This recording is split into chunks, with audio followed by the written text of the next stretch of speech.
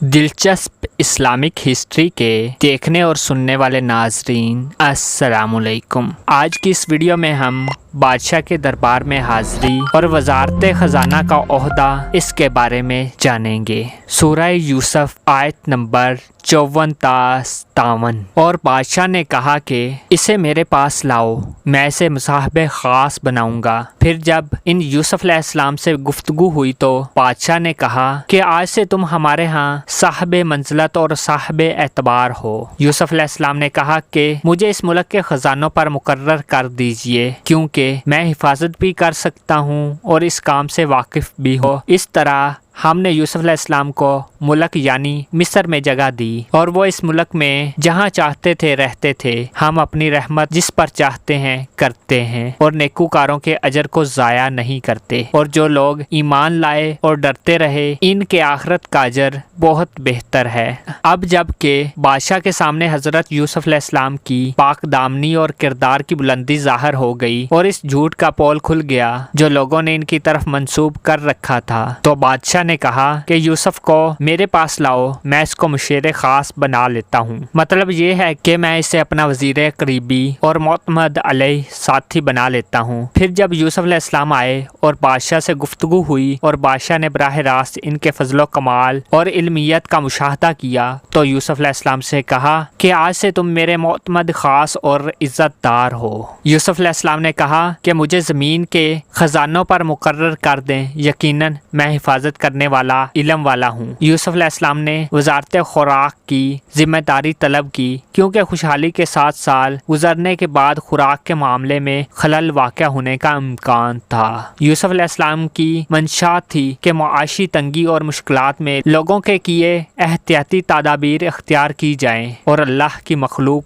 पर नरमी और शफकत की जाए ताकि अल्लाह ताला राज़ी हो जाए। इसलिए आपने बादशाह को आगाह किया कि मैं ख़जाने की हिफाजत करने की अहलियत रखता हूँ और अमानतदार हूँ। यहाँ से एक मसला का इस्तेमाल हुआ कि आदमी अगर अपने अंदर अमानत दयानतदारी और ज़िम्मेदारी पूरी करने की अहलियत रखता हो तो अमानत विलायत के ओहदे का मुतालबा कर सकता है। अहले किताब के यहाँ ये बात यूँ है कि फ़िरऔन ने यूसुफ अलैहिस्सलाम की बड़ी इज्जत की और मिस्र की तमाम ज़मीन पर उन्हें इख्तियार दे दिया। उन्हें अपनी अंगूठी पहनाई और रेशम का लिबास पहनाया और सोने का हार इनके गले में लटकाया और उन्हें अपनी दूसरी सवारी पर सवार किया। अब इनके आगे आगे मनादी की गई है कि ये बादशाह हैं और यूसुफ अलैहिस्सलाम से बादशाह ने कहा कि ममलकत की पूरी जिम्मेदारी आप पर है, मैं तो कुर्सी पर से बड़ा हूँ। कहते हैं कि इस वक्त यूसुफ अलैहिस्सलाम की उम्र 30 बरस थी और बादशाह ने यूसुफ अलैहिस्सलाम की शादी एक बड़ी खानदानी और शान वाली औरत से कर दी। इमाम सालबी रहमतुल्लाह अलैह ने यह भी नकल किया कि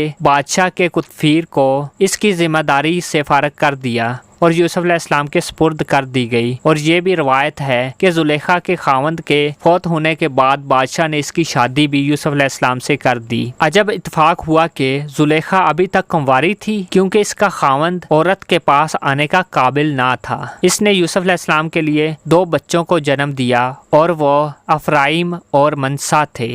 आपने मुल्क में अदल और इंसाफ कायम किया, इसलिए पूरा मुल्क आप पर एतमाद करता था। मर्दों औरतें सब आपसे मोहब्बत करते थे। जब यूसुफ अलैहिस्सलाम बादशाह के पास आए तो बादशाह ने आपसे 70 ज़बानों में गुफ्तगू की, तो आप इसको इसी के कलाम वाली ज़बान में जवाब देते। छोटी उम्र में इतनी लियाकत और जहानत देखकर बादशाह बहुत मुतअज्जब और हैरान हुआ। वल्लाह आलम बिस्सवाब। अल्लाह के नबी से तो ये तवक्का और उम्मीद हो सकती है कि वो 1 से ज़ायद ज़बानें मौजज़े के तौर पर जानता हो और बोलता हो, लेकिन बादशाह से ताज्जुब है कि वो 70 ज़बानें बोल लेता है। हमारे ख्याल में तो इस वक्त 70 ज़बानें वजूद में भी नहीं आई होंगी। अल्लाह ताला का फरमान है, वकज़ालिका मक्कन्ना लियूसुफ़ा फिल अर्दी। और इसी तरह हमने यूसुफ को ज़मीन मुल्क मिस्र में जगह दी ताकि वो जहाँ चाहे रहे। कैद की तंगी और हबस बेजा के बाद हमने उसे हर लिहाज से आज़ादी बख्शी। अब वो जिस जगह चाहे घूमे फिरे, हर कोई इनकी इज्जत और एहतराम करता।